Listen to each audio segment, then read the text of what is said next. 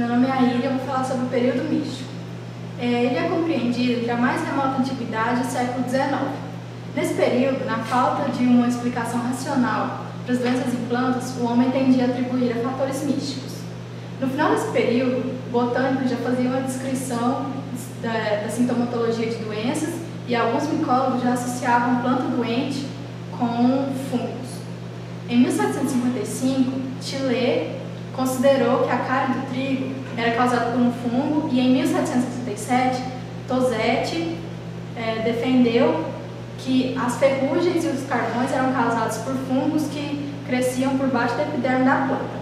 Mas antes deles, em 1728, Duhamel de Monceau já fazia experimentos fitopatológicos com inoculação de esclerose de Rhizoctonia villace em diversas plantas.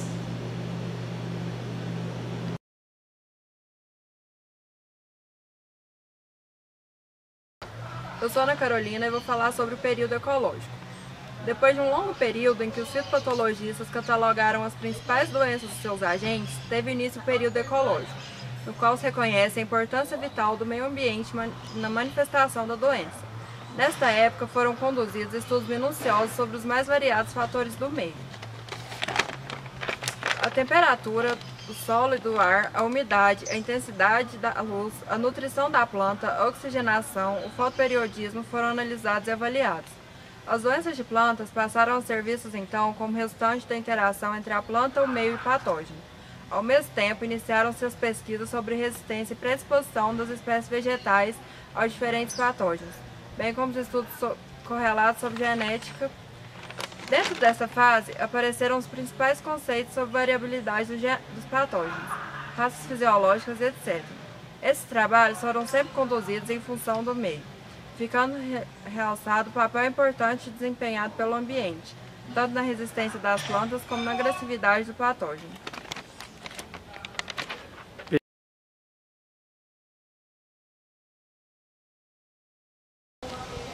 Meu nome é Anderson Rodrigues. A história da fitopatologia normalmente é apresentada em fases que acompanham o desenvolvimento da agricultura e do homem. Didaticamente, o histórico é separado em períodos de acordo com o enfoque principal, para causa e efeito, ou seja, o patógeno, as condições ambientais e epidemiologia. Assim, nos livros didáticos, como o Manual de Fitopatologia, Conceitos e Princípios, os períodos são divididos em místico, predisposição, etiológico, fisiológico e período atual. Com o surgimento da biotecnologia na última década, denominado período atual do século XX, embora considerada ainda recente, a fase biotecnológica da fitopatologia já contribuiu bastante para o desenvolvimento desta ciência, mas é esperado bastante para os próximos anos.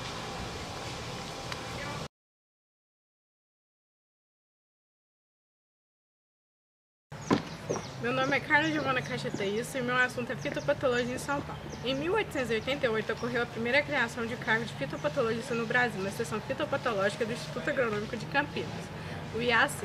O cargo foi preenchido apenas em 1893 pelo alemão Franz Benck. Benck foi sucedido pelo também alemão Fritz Nock e ele teve dois discípulos, o fazendeiro José Campos Novaes e o belga Apud. Na década de 1920, Novaes, discípulo de Nock, ocupou o cargo de fitopatologista no IAC. E em 1933 iniciou-se a fase moderna da fitopatologia no IAC, quando a área foi reorganizada por Hermes Pinto Begas, na seção de genética. Recriou-se posteriormente a seção de fitopatologia e descreveu-se numerosas espécies e gêneros de fungo. E houve uma expansão da seção a partir dos anos de 1960.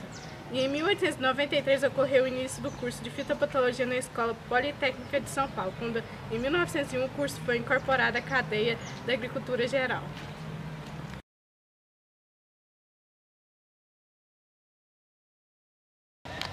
Oi, meu nome é Cássio Castro, vou apresentar sobre fitopatologia no Rio de Janeiro. Arsênio Puttemans foi nomeado chefe do laboratório de fitopatologia no Museu Nacional, em 1910. Tendo como assistente Eugênio Rangel. Com a ida de Puttemans à França, André Malbanc assumiu, que foi substituído por Rangel em 1914. Organizou a transferência para o Jardim Botânico, depois para o Instituto Biológico de Defesa Agrícola, em 1920. Nessa instituição, criou-se uma seção de seleção de plantas imunes e resistentes. A Escola Nacional de Agronomia, ENA, inicialmente localizada em várias partes do Rio de Janeiro, foi transformada na Universidade Federal Rural do Rio de Janeiro, UFRJ.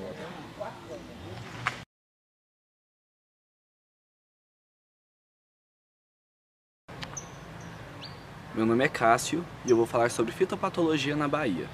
Arnaldo Medeiros também fez parte do corpo docente da ENA em fitopatologia, que se transferiria posteriormente para o Centro de Pesquisa do Cacau em Itabuna, na Bahia. Medeiros notabilizou-se por ter feito a primeira constatação da presença de ferrugem do cafeiro no Brasil em 1970. Este fato, inclusive, resultou na transferência emergencial do 4º Congresso Brasileiro de Fitopatologia programado para Itabuna em 1969 para Piracicaba em 1970. Pouco depois, Medeiros faleceu.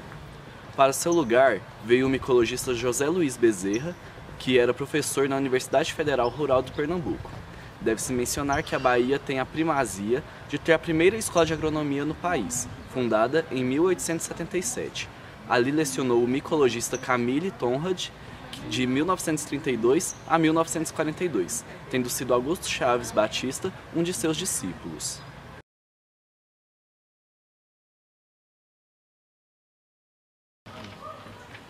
Olá, sou Cláudia Santana dos Reis. Na Universidade Federal de Viçosa, os iniciadores foram 2 norte-americanos que são Miller e Octavius, que fizeram grandes contribuições para o conhecimento das doenças fúngicas.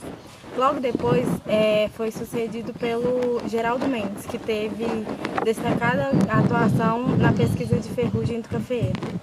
Hoje na UFV tem um grande programa de pós-graduação bastante atuante na área de fungos nematóides, além da epidemiologia. Também em Minas, a Escola Superior de Agrárias, da Agricultura de Larvas, que teve como início por norte-americanos, que tem um grupo numeroso de fitopatologistas de graduação em fitopatologia. Já na Universidade Federal de Uberlândia, a fitopatologia começou a ser ministrada na área de ciências agrárias em 1994 e a pós-graduação em fitopatologia em 2000.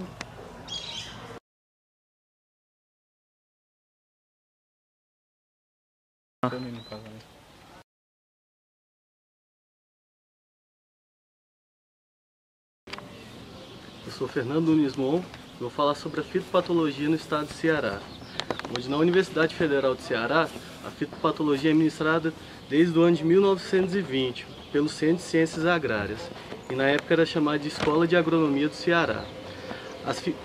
As pesquisas intensificaram com Los Vasconcelos a partir de 1945, tendo tomado impulso a partir da década de 1960 com a inclusão de José Júlio da Ponte, que foi professor emérito até o ano de 2013, com sua morte.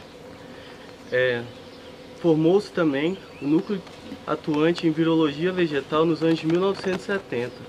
Esta atividade está em programa de pós-graduação que inclui fitopatologia na Universidade Federal do Ceará.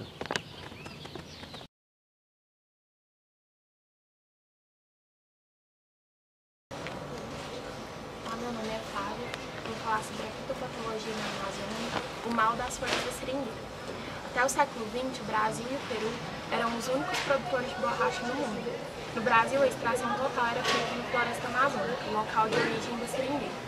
Em 1876, a Ford Motor Company decidiu tentar o estabelecimento de plantações de seringueira no Brasil, criando a cidade de Fordlândia. Em 1934, a Fordlândia foi totalmente abandonada devido ao ataque de microciclos uva. Em 1942, foi implantado um projeto com material genético de clones asiáticos de alta produtividade. Porém, no ano seguinte, houve outro ataque de microciclos uva. Até a última década do século XX, a exploração racional da seringueira é uma atividade de risco. As produções de 300 kg por hectare já são motivo para comemoração, uma vez que a região pátria da seringueira é também a pátria do microciclo uva.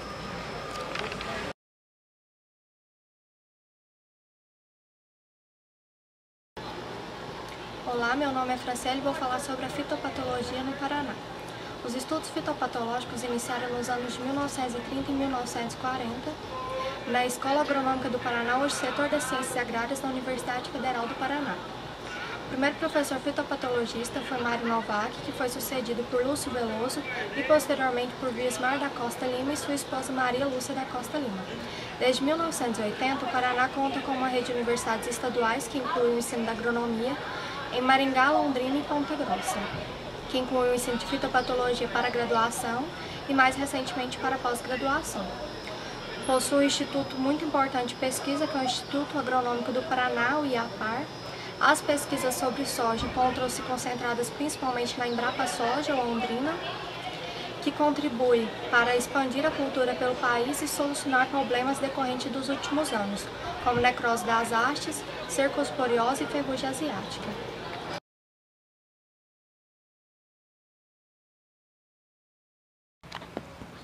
Meu nome é Gabriel Felipe e vou falar sobre a história da fitopatologia no Rio Grande do Sul. A fitopatologia no Rio Grande do Sul teve como pioneiros J.P. da Costa Neto e Maximiliano von Percival, nos ensinos e pesquisas em fito no Estado e na Universidade Federal do Rio Grande do Sul, que mantém ainda o grupo ativo na área, incluindo atuante pós-graduação. Na Universidade Federal de Pelotas, a mais antiga do país, a segunda mais antiga, fundada em 1883, militaram na área Ernesto Rona e N.A. de Oliveira. Em Passo Fundo, onde está atualmente a Embrapa Trigo, Adi Raul da Silva foi um dos principais artífices no melhoramento do trigo no país, em especial na seleção de variedades resistentes à ferrugem. Teve ele como percussores nesses trabalhos Ivan Beckman e B. Oliveira Paiva, da Secretaria de Agricultura do Estado.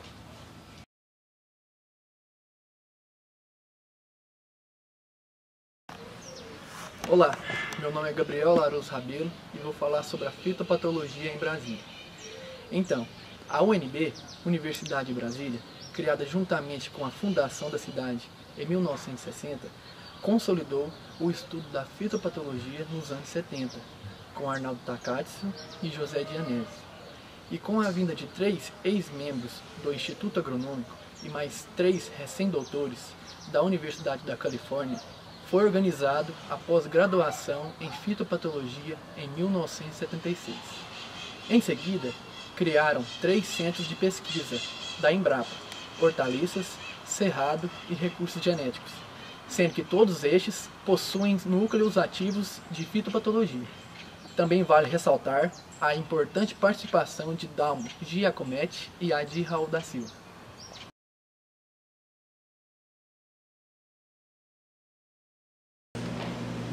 Sou Igor Amaral Santana e irei falar sobre a doença requeima da batata, tendo como agente causal Phytophthora infestans. Essa doença teve seu início na Bélgica em 1845 e se alastrou por toda a Europa. Devido ao seu alto poder destrutivo, ela achou na Irlanda um clima favorável para o seu desenvolvimento, destruindo cerca de 80% da sua plantação. Como a batata era a base da alimentação dos irlandeses, fizeram com que morresse 2 milhões de pessoas e mais 1 milhão de pessoas emigrasse para os países vizinhos. Não. E em 1990, o rol desse fungo aumentou, atacando também o tomateiro.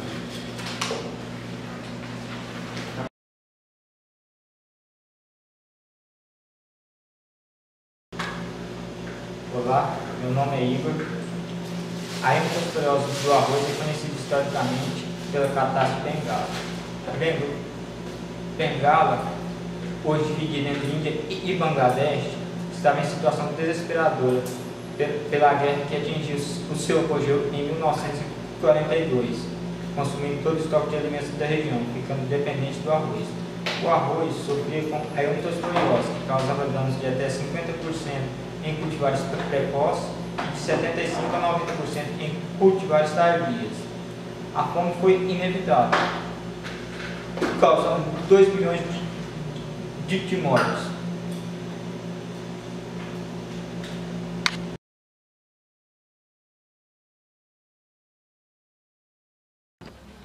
meu nome é Isa, eu vou falar sobre a ferrugem do café. A ferrugem do cafeiro é causada por um fungo, Emileia vastatricum. A ferrugem do cafeiro é encontrada em todo o mundo onde é cultivada. No Brasil, a doença foi constatada pela primeira vez em 1970, no sul da Bahia. Hoje a doença pode ser encontrada em todas as lavouras de café cultivadas no Brasil. O fungo ataca as folhas provocando manchas cobertas por uma massa de esporos amarelo-laranjado na face inferior. O fungo ataca o centro das células, causando a morte do tecido e, consequentemente, a desfolha, se não controlado. O controle pode ser genético ou químico, sendo genético com o uso de variedades resistentes e o químico através de fungicidas. Atualmente, a forma química mais eficiente no controle da ferrugem do cafeiro é o uso de misturas à base de triazol.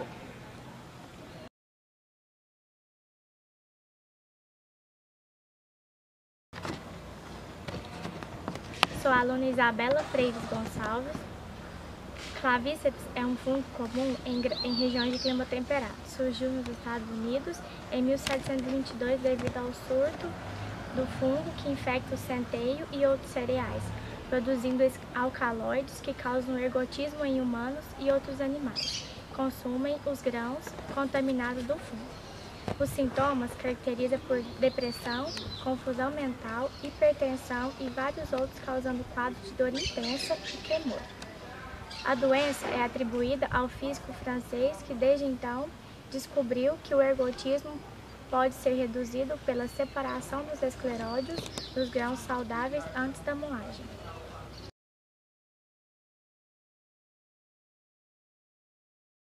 Três e vai. Meu nome é João Almeida e a hematosporiose do milho, causada por Exororo turcico, anteriormente denominado Hematosporo meis, especialmente adaptado para atacar híbridos portadores de citoplasma macho estéril, foi detectado em Bear Glade, na Flórida, em 1970. Sua disseminação em direção ao norte foi explosiva e devastadora.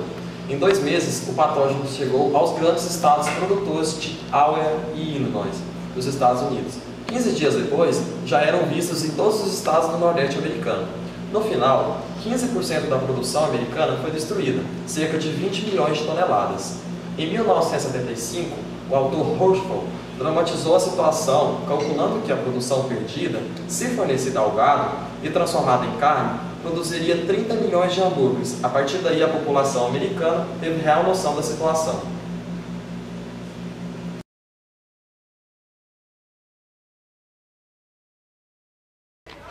É filmado. Olá, meu nome é Jean Henrique, estou cursando a disciplina de Fitopatologia 1 e o mosaico da cana-de-açúcar é uma das doenças mais comuns em países canavieiros. Na década de 20, ocorreu severas epidemias por conta do plantio de variedades nobres da cana-de-açúcar, que são bastante suscetíveis. Mas em 1930, 90% dos canaviais paulistas foram ocupados por variedades existentes. O sucesso foi tão grande que voltaram a cultivar plantas suscetíveis novamente, supondo que a doença já não era mais tão importante, o que levou a uma série de ciclos sucessivos da doença nos canaviais brasileiros. As perdas pelo mosaico variam, mas foram relatadas reduções de 46% e 86% na produção.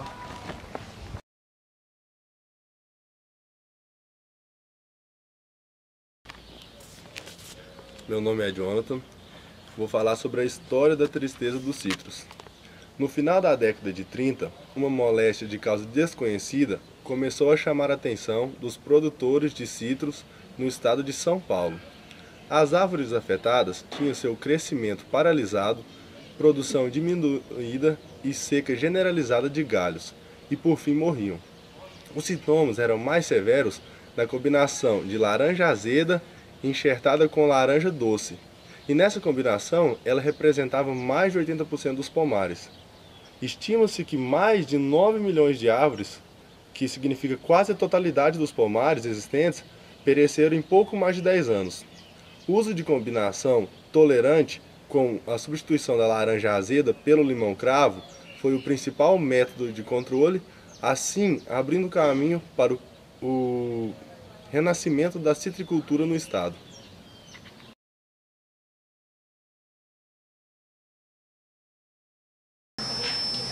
Olá, meu nome é João Pedro. Estarei falando sobre a doença cancro cítrico, que tem como agente causal uma bactéria Xanthomonas axonocodes. Essa doença é uma séria ameaça para a citricultura brasileira. Ela ocorre em várias regiões do Sudeste Asiático, nos Estados Unidos e em vários países da América do Sul, como por exemplo Uruguai, Paraguai, Argentina e Brasil. A primeira vez que a doença foi constatada no Brasil foi em 1957, na cidade de Presidente Prudente, de onde se disseminou para outras regiões paulistas e outros estados brasileiros, como por exemplo Minas Gerais, Mato Grosso do Sul e Goiás. Essa doença, para que ela tenha um controle, usa-se medidas de erradicação e exclusão das plantas já contaminadas.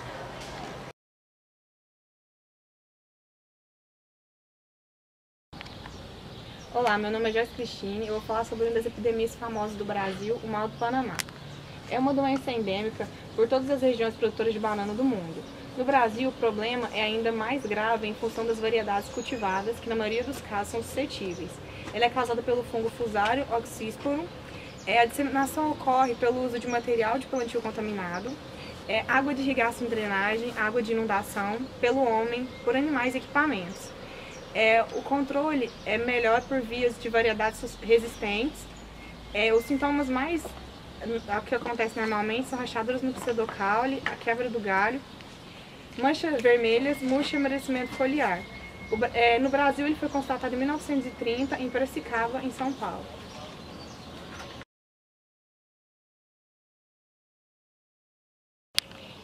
Olá, meu nome é Júlio César, vou falar sobre a história do mal das folhas da seringueira.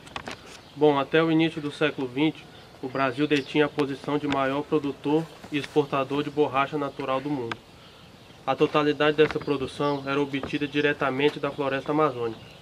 Em 1928, a primeira plantação de seringueira no Brasil, com 4.000 hectares, sofreu com um ataque de microciclos Ullei, fungo causador do mal das folhas, maior limitante da cultura da seringueira no país. A doença inicia-se a partir da deposição de esporos na face inferior de folíolos novos. Sintomas surgem na face abaxial dos folíolos na forma de pequenas manchas necróticas circulares. Sob condições favoráveis, as lesões coalescem e rapidamente recobrem boa parte do folíolo, causando necrose e queda do mesmo. Plantas afetadas respondem com nova brotação. Porém, se a desfolha repetir-se várias vezes, pode acarretar no atraso no crescimento, reduzir a produção de látex ou mesmo causar seca descendente e morte da planta.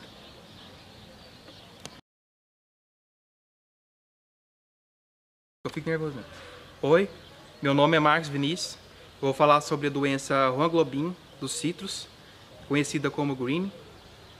Ela surgiu no continente asiático em 1865 e no Brasil, no estado de São Paulo, no ano de 2004. É a doença mais devastadora dos citros. A bactéria causadora dessa doença é a Candidatus liberobacter americanos e asiáticos. Os sintomas são a desfolha da copa da planta e o amarelecimento também das folhas em algumas regiões da planta e a diminuição da qualidade do fruto e da produção da planta. E o controle tem que ser feito em homogeneidade por todos os produtores da região, porque senão o pomar vai se tornar um criador de inóculo e de vetores dessa doença.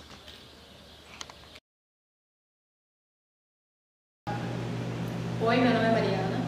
Eu vou falar sobre a ferrugem alaranjada da cana. Bom, essa é uma doença causada pelo fungo Coxinia equine, praga quarentenária no Brasil, que interfere na fotossíntese, comprometendo a produtividade final da planta. Tem ocorrência na região da América do Norte, América Central, continente asiático e Oceania. No Brasil, foi constatada na região de Araraquara, em São Paulo, em dezembro de 2009. Sua disseminação dá-se principalmente pelo vento. Os sintomas vão desde pontuações amareladas e alongadas, que evoluem gradativamente para a coloração alaranjada. O seu controle dá-se principalmente através de cultivares resistentes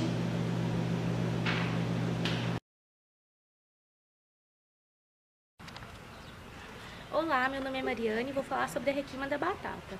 Aproximadamente após 2 séculos de inserção da batata na Europa Ocidental, ela começou a ser a principal fonte na alimentação, devido à sua alta produtividade, alta adaptação e seu valor nutricional.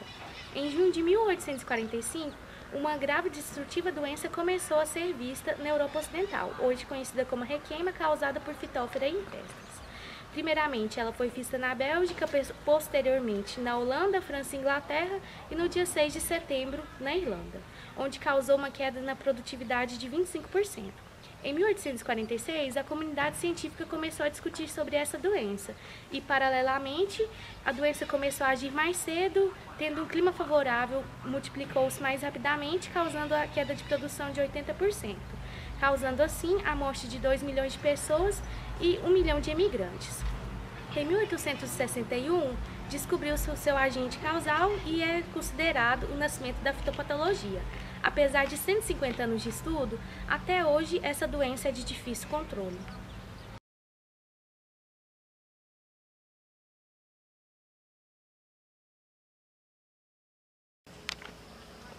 Oi, meu nome é Mariane e vou falar para vocês sobre a epidemia famosa do mundo, Eumethosporiose do arroz. A catástrofe ocorreu em Bengala no ano de 1942, principalmente em Dhaka e Calcutá.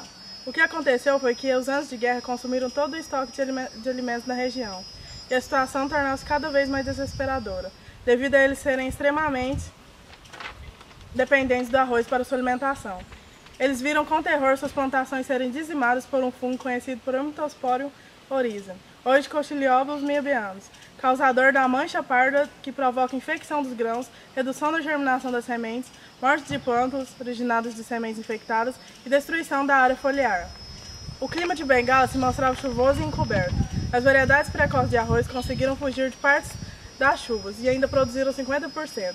Já as tardias foram atingidas em cheio e tiveram danos de 75% a 90%. Naquela época, a Segunda Guerra Mundial estava no auge e o exército ficou impossibilidade de prestar socorro às vítimas. A fome foi inevitável. Quando tudo passou, a contagem atingiu mais de 2 milhões de mortos.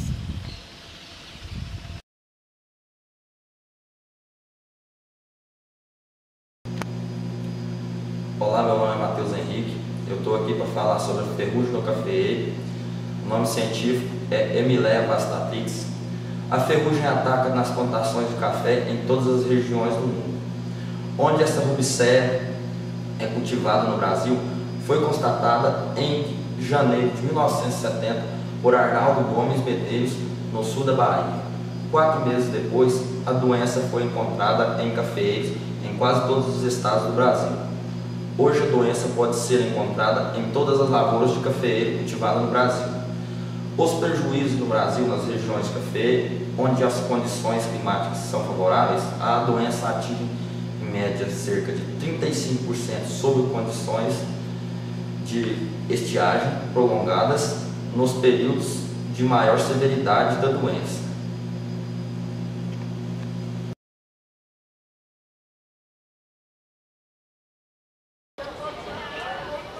Oi, eu sou Miriam Carvalho.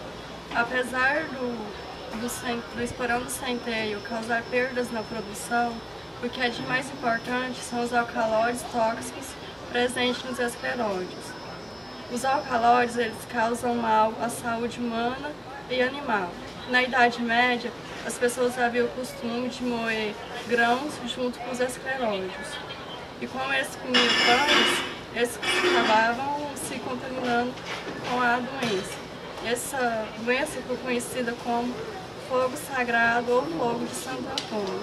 Hoje em dia, sua maior preocupação é estar no consumo do gado que consome a ração contaminada ou gramíneas silvestres contaminadas.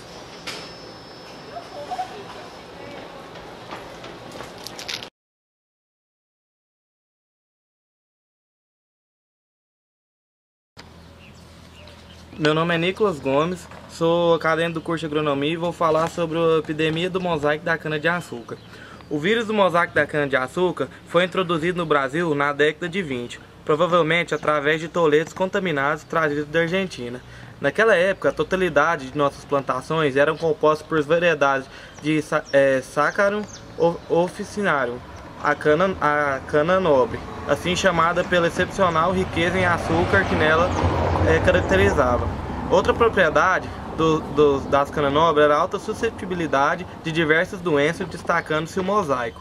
A disseminação do vírus foi rápida e a redução do porte canaviais foi marcante. O colapso que surgiu pode ser avaliado pela redução da produção drástica que ocorreu entre os anos de 1922 e 1925, que de 220 mil sacos de cana de açúcar caiu drasticamente para 1.250 e de 6 milhões de litros de álcool caiu para 2 milhões. Naquele tempo, felizmente, o álcool ainda não era utilizado como combustível.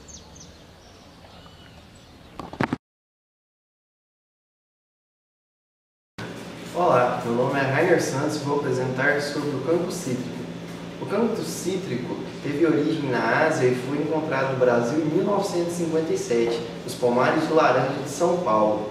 O cancro cítrico é causado pela bactéria Xanthomonas e é uma doença que não tem cura, apenas métodos preventivos para a não disseminação da doença pelo pomar. Pois uma árvore após infectada pelo cancro cítrico, o único modo é a destruição da mesma para que essa doença não se dissemine. Existem os métodos de prevenção, que são comprar mudas certificadas e asseguradas pelo Ministério da Agricultura, não emprestar materiais, pois eles podem estar ou voltar com a contaminação da doença, fazer barreiras quebra-vento para que a bactéria não chegue até o pomar, controlar a larva minadora para que a planta não sofra injúria e a bactéria se aproveite e entre na planta.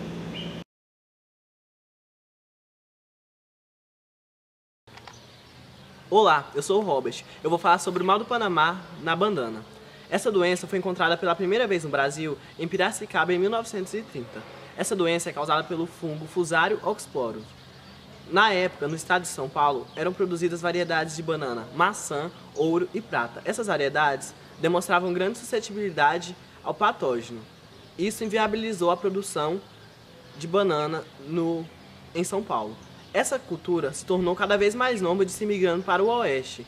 Só que houve um erro fatal, pois para o replantio nessa cultura nômade, os produtores estavam usando plantas infectadas, ou por ignorância, ou pelos rizomas que estavam contaminados e não apresentavam sintomas. Na época, isso deu grande prejuízo, porém, as únicas bananas que estavam sendo produzidas eram bananas nanica e nanicão.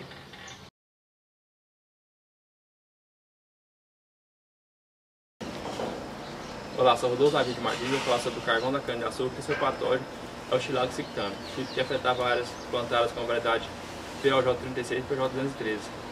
A série para controlar essa doença foi a utilização de variedades resistentes e cuidados fitossanitários na produção de mudas.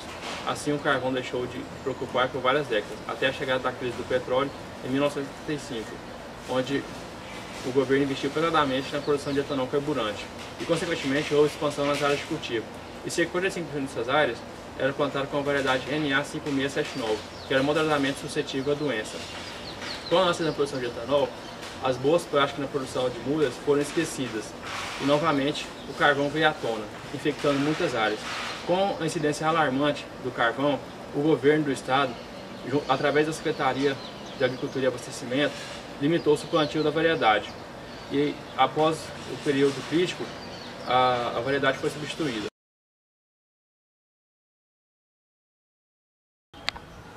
Bom dia, meu nome é Timóteo. Eu vou falar um pouco sobre vassoura de bruxa do cacaueiro, que é uma das doenças mais devastadoras dessa cultura, que tem como fungo causal a Moniliofora perniciosa.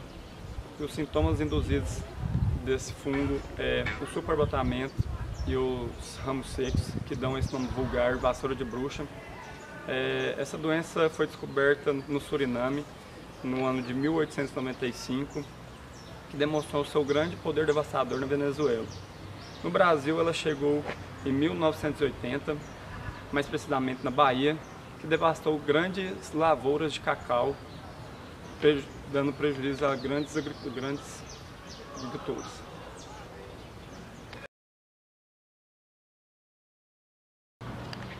Olá, meu nome é Verônica da Costa Rabelo e eu vou falar sobre a ferrugem da soja.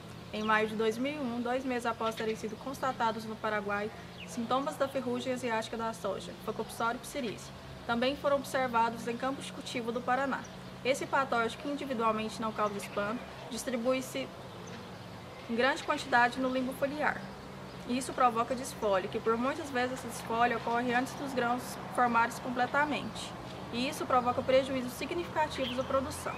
Atualmente vem sendo utilizado duas medidas pelos produtores, que é o vazio fitossanitário e o plantio de cultivares precoce. O vazio fitossanitário é uma medida legislativa que, por meio de instruções normativas, proíbe o cultivo da soja na entre-safra, uma medida que não contribui para a redução do inóculo no início da safra e atrasa o início das epidemias. E o uso das cultivares do ciclo precoce visa a redução do tempo de exposição da cultura ao patógeno e também contribui para a redução do número de aplicação de fungicidas.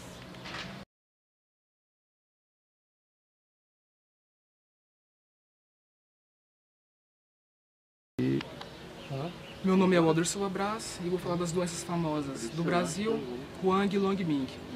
Ela sempre esteve restrita apenas ao continente asiático e africano. Na Ásia, ela sempre atacou do Sudeste Asiático até a China. Na África, de Camarões até as ilhas que cercam o continente de maneira devastadora.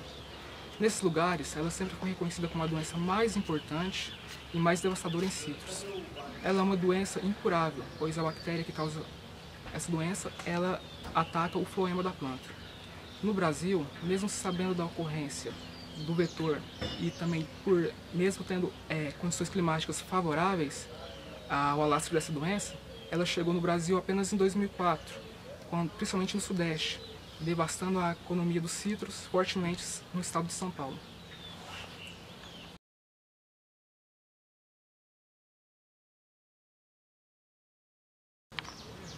Olá, meu nome é William Valasco e eu vou falar sobre a ferrugem alaranjada da cana-de-açúcar. Em 2007, a ferrugem alaranjada foi observada na Flórida e posteriormente no Panamá e Venezuela e em outros países.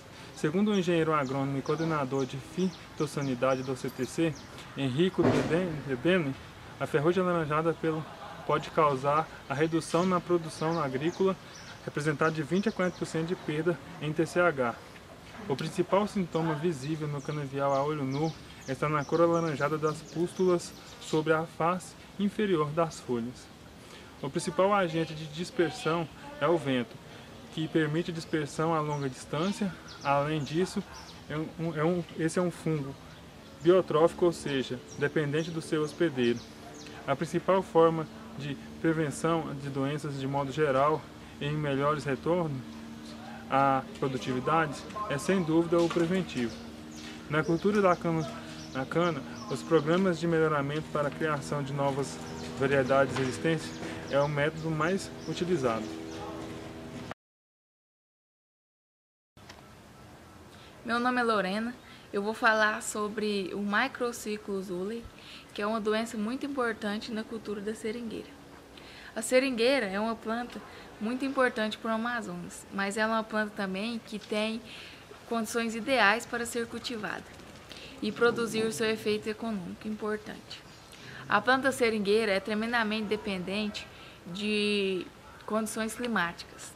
A maior vai ser a sua produtividade, porém tem que ter um equilíbrio muito grande, porque o excesso de água também pode propiciar o aparecimento de patógenos como o Microcyclus ule, que é um patógeno de extrema importância, capaz de arrasar com as plantações da seringueira e no Amazonas.